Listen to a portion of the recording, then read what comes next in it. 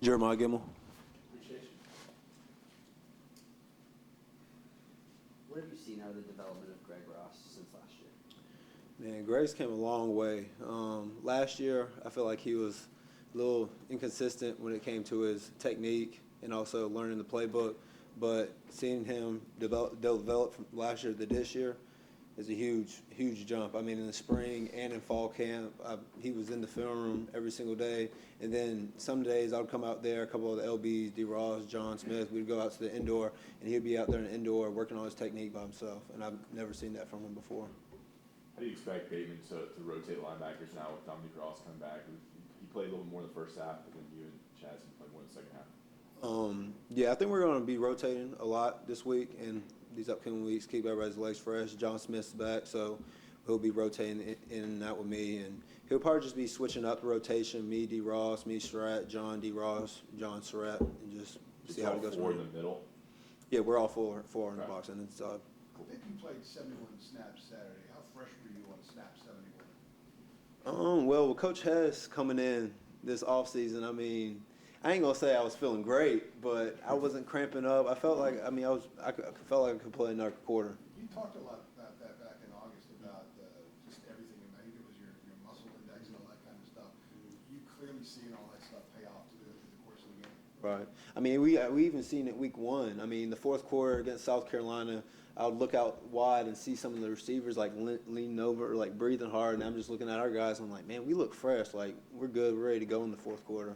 So I mean, Coach Hess has done a great job in the strength and conditioning. John Smith's he's played a lot of snaps here. He's been a little inconsistent.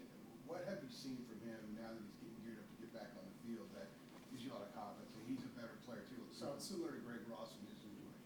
Well, experience, number one. He's played a lot of ball here. And then in fall camp, he looked really good. Obviously, he wasn't getting ready to play those first 2 weeks. But as we're going in fall camp, he came along good with the playbook because he wasn't with us in the spring. But it didn't take him too long. I would say it would take about a week. And then after the week, it seemed like we were already halfway through the playbook, and he wasn't having any mistakes or any miscues. So he's ready. He'll be ready to go. You had probably you haven't played a ton, but probably one of your best games, best performances on Saturday. What do you think really worked for you at that position? Just Bateman's game plan. I mean, they came out first half. They did everything that we game plan for all week.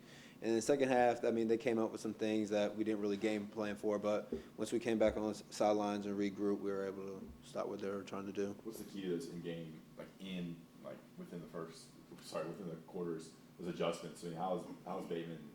I mean, Bateman adjusts to it really quick. I mean, he's nice and poised. He isn't going to get all upset with guys' mistakes because, I mean, we weren't doing it throughout the week. So he would just come to the sidelines, get everybody together, get the D-line, linebacker, safeties all rolled up together and get his clipboard and just draw it up and make sure everybody's on the same page. When you look at this Wake Forest offense, they put up a lot of points against Utah State and Rice.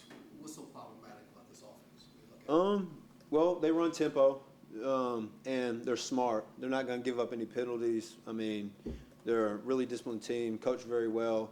So I think as long as we don't jump off sides, don't give any penalties on defense, we'll be okay because I feel like our D front is way better than our offensive line. And looking at film, I think that's what the problem was in the past couple games. The offensive line for Wake was better than the D-line against Rice and Utah State. But I think we have the best D-line in the ACC, and I feel like they'll be able to puncture holes. They run sort of that RPO they run where Newman will put the ball in the belly of the back. He'll walk. Yeah. Mm-hmm. How different is that, and how disciplined do you have to be in your position and reading that, kind of gauging what they're going to do? Well, you need either to be really disciplined or we can run a blitz and go hit it in the mouth,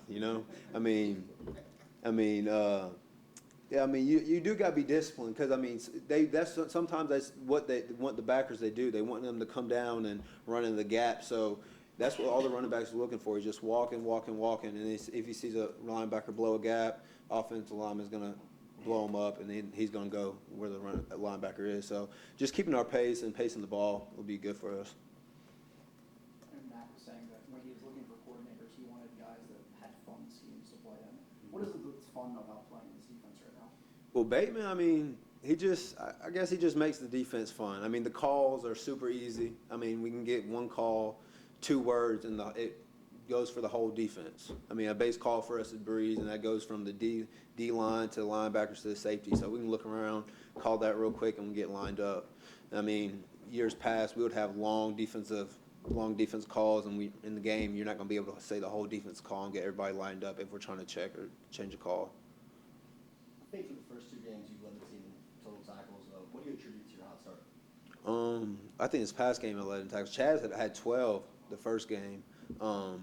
But, I mean, just staying around the ball. I mean, staying alive. If a couple times in the game, running back found a little hole. Didn't find a hole, and then he would squirt out. Just make sure you track it down and get him on the ground.